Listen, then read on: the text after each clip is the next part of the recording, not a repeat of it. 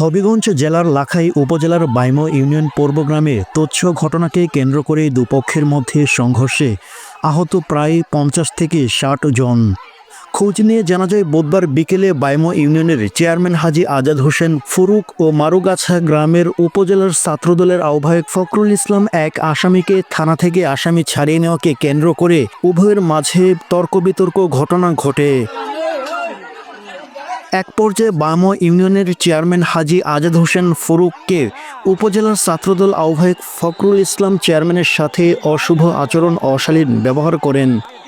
এ ঘটনাকে কেন্দ্র করে উভয় পক্ষ সংঘর্ষে জড়িয়ে পড়ে এতে প্রায় অর্ধশত লোক আহত হন।